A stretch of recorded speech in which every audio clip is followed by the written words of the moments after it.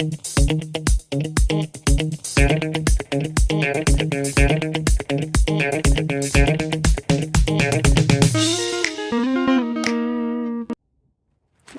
hi.